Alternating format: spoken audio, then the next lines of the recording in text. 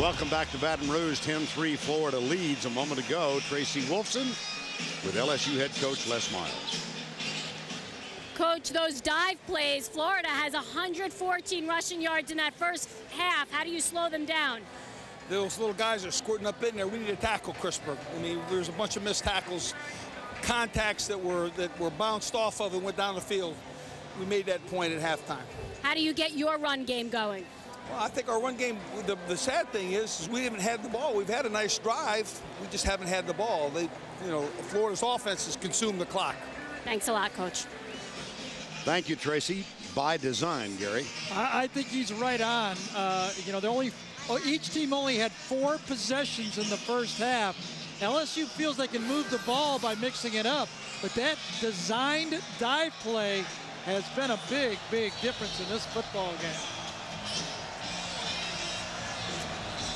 We get set for the start of the third. As Gary pointed out, Florida won the toss, deferred the option. So here is Josh Jasper's kick, and Brandon James drifts back and takes it 2 yards into the end zone, and he will run it out, but only as far as the 16-yard line. Well, the attendance just announced that 93,139 in the 85-year history of this stadium. That's the largest bunch ever, and we're privileged to be here. Yeah, and they're waiting, right now. I mean, they're loud, but they're waiting, and Florida has controlled the game. I think Florida came in hoping they wouldn't have to use Tebow that much, and they haven't. That's been the story of the first game. Imagine that. Both teams only had the ball 4 possessions in the first half. First down from the 16-yard line officially. Jeff Demps is back in the backfield with Tim Tebow. Right side, Demps, 1 yard. Jacob Catrera, number 54. Gary, take us through the first half trends. Well, it should be pretty easy when you're able to take Tim Tebow's, well, he only has to throw the ball 6 times because they were able to move the ball without him. Jordan Jefferson's been okay. That last drive, you knew something bad was going to happen to it. But you look at that, 23 rushes, and most of them right up the middle. There's a movement along the line of scrimmage, and a flag is thrown, and one of the Pouncey twins, Marquis, says it's against them. John, what Tracy said before is what happened right there. Pouncey moved his head, and the nose tackle hit him. Okay, let's see the way it goes here. Quarter snap, false start, number 56 on the offense. That penalty is 5 yards from the previous. Tracy was right on this one. Watch, Pouncey turn, and they put Josh Downs right on him. And he was told at halftime, when he turns his head, you hit him. Now, they did it on the first play, and they got away with it. But you watch, they're going to put someone right on the nose all the time. Let's see if Pouncey continues to do it. He needs to double up the head turn.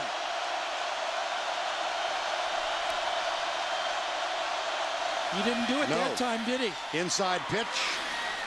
And that goes to Aaron Hernandez, the tight end. Out to the 21, it brings up a 3rd down. Now that looks very small, but what it does now is it keeps the Florida offensive line from timing out the snap. Now they're sitting there a half second late. It should help the pass rush for LSU. 3rd and 7. Boy, the little things that you have to, I mean, these coaches go crazy with these little things.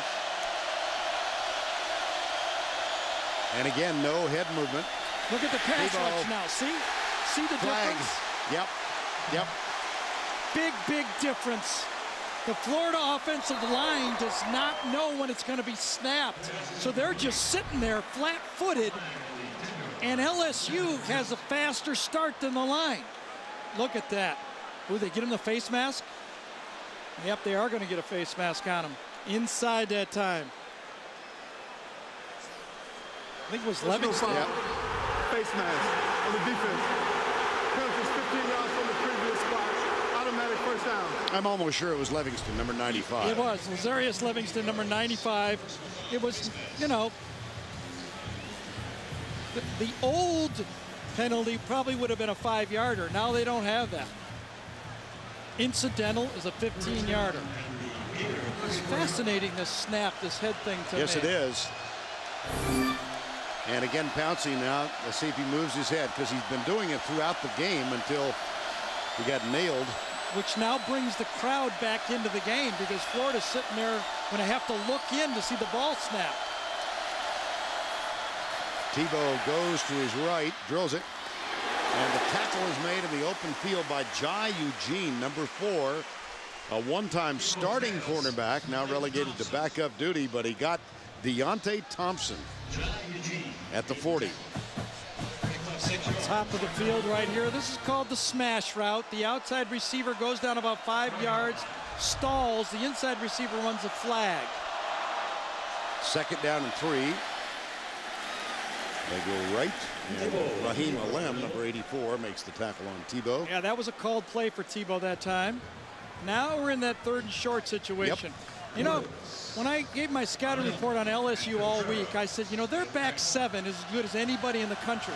What's different about LSU's defense than the last 4 years, they don't have those difference makers in the defensive line. And so far, they're getting blocked. 3rd and 2. Officially 1, and Tebow moves the chain. So Florida now 3 of 5 on 3rd down conversions. This is the 2nd time that Urban Meyer has called on Tim Tebow to carry it. Yep, that was a run all the way. That was not a read. That was a called play.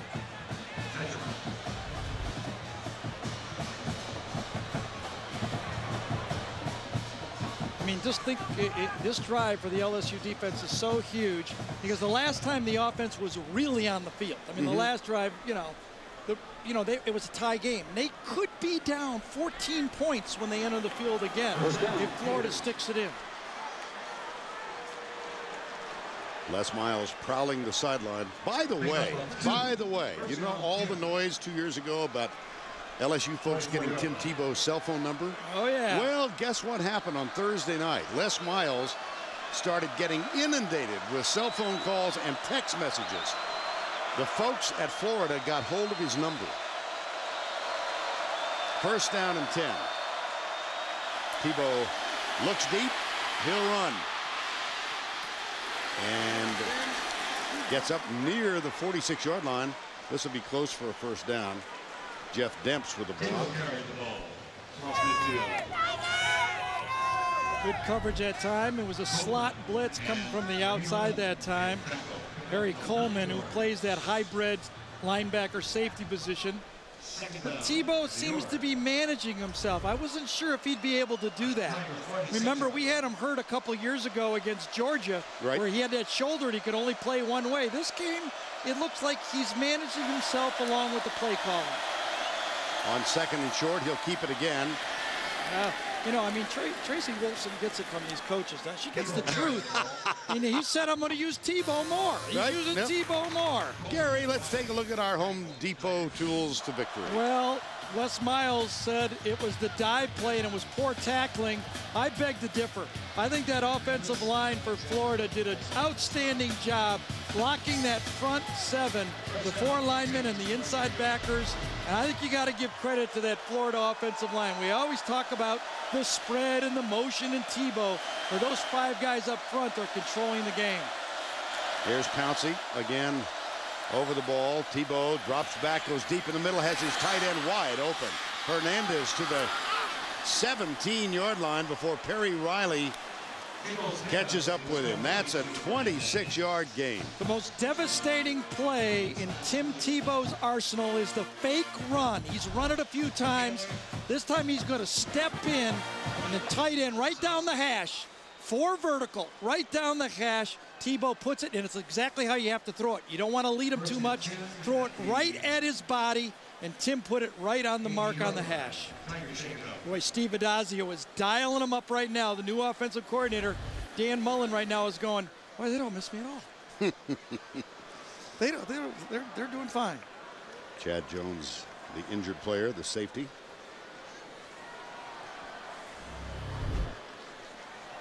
He kind of got rolled up, I think, on this one. Yeah, he did. Got a helmet right to the knee that time. I think it was Brandon Taylor's helmet got him right in the knee. So Chad Jones down on the turf. We'll return in a moment.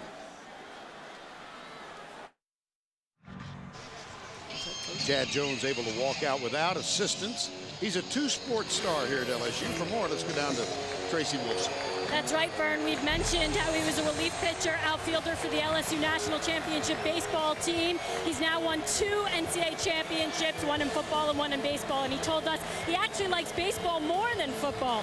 His baseball teammates call him Dreadlocks of Doom, and yes, they actually use that name. His other nickname, CJ3 and the Hybrid. He's also called Bro, that by his brother and teammate Raheem Alem, born Al Jones Jr. Vern, I'll let you tell that story. Okay, as we get time, Raheem Alem decided to change his name in 2006. Had nothing to do with his religious faith. It had to do with honoring his African heritage. There's the pass, and it's complete at the 5. Hernandez in front of Jai Eugene. That's a 12-yard pickup, Gary. 5 catches now for Hernandez. Well, not only that, that's a tight end running a route on a cover corner. I mean, well, look at this tight end. I mean, look at this route he runs. He sticks it, he turns, he kind of fell away. Jai Eugene needs to do a better job. There's no way the tight end is going to run by you on the 5-yard line. That was an average route and poor coverage by Jai Eugene. Hernandez out of Bristol, Connecticut. Had a brother who played at UConn. He thought about going there, lost his father unexpectedly. And here's the run down to the 3-yard line. Hernandez's dad passed away at the age of 49, coming out of surgery for a hernia. John Chavis. Yeah, and I know he knows that they got to have a stop. He's been quoted as saying, and I agree, in the SEC, you must play man-to-man coverage because you must load the box and stop the run. They've tried to load the box. They have not been able to stop the run. Demps in motion. Tebow spins. It'll be 3rd down. Now remember we asked Les, Vern. Remember we asked Les. Are you going to play the jump pass? Right. Because you're not going to believe that Tebow's going to run it here. You got to play the jump pass, right? Now 2nd down is usually when you catch the jump pass. I was kind of expecting it there. They wouldn't dare do it here, would they? Oh, I don't know. They've done it 4 times in Tebow's career at Florida, the jump pass. Play that goes back to the 50s. And each of the 4 times they have been successful. Once in the national championship game. Exactly. Nope, no jump pass. But there's a man open, a flutter ball. And it is incomplete. Hernandez couldn't hang on. He's claiming he got it and he got the score. Now, it'll be replayed and it'll be challenged. Well, we got an official up in the box. Let's see if this ball was caught. Did it touch the ground? I think it did. Well, Hernandez says it didn't. Nope. It looked like the tip of the ball touched the ground. Yep, there you are. Well, you know what? I don't see enough to change it. I'll tell you that. Not at all. Nice, quick call. And it's a 20-yard field goal attempt. There, we just about had it. And now are they going? Delay a game. Not a huge penalty right here for a field goal. One more look. Let's see. Between his legs. Tough catch. Oh, yeah. Touches the grass. Vern. Gee, what a call. These old blue eyes. What a call, Vern. 25-yard field goal now for Sturgis. Make it a 10-point lead for the Gators. Up. No! What a difference.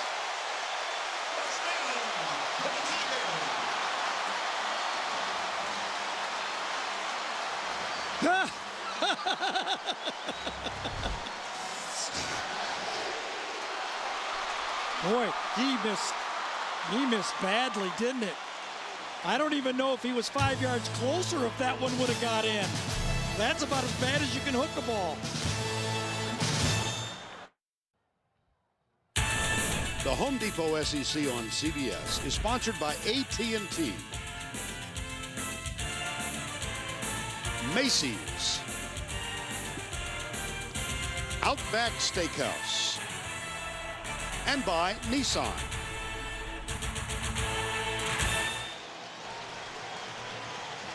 That hook field goal brings the ball out to the 20-yard line. Aerial coverage of the SEC on CBS Sports, provided by DirecTV. See part of this wonderful athletic complex here at LSU. And now Red Lobster presents tonight's Scholar Athlete. It's Lyle Hitt, a 3.3 grade point average in kinesiology and a 3-time SEC academic honor roll member. Red Lobster's commitment to the investment of our future is shown tonight by donating $1,000 to LSU's General Scholarship Fund. That was an oh wow moment. That was a big play and a huge stop for LSU. Remember that drive continued because of the face mask penalty early in the drive on Tebow, and almost cost them 7 points. Bottom line, 13 plays, 76 yards, 6.5 minutes, and no points. Jefferson caught from behind. Tackle is made by Justin Tratto. His first sack of the season and the first sack tonight. We talked about the small little things that can happen in football games, and this time 6 sacks last week, and this time Florida comes in and makes good coverage downfield, and that's a coverage sack. That time coverage sacks, and Justin Tratto comes in there, and that was a safety grab and a crossing route, and there was nowhere to throw the ball.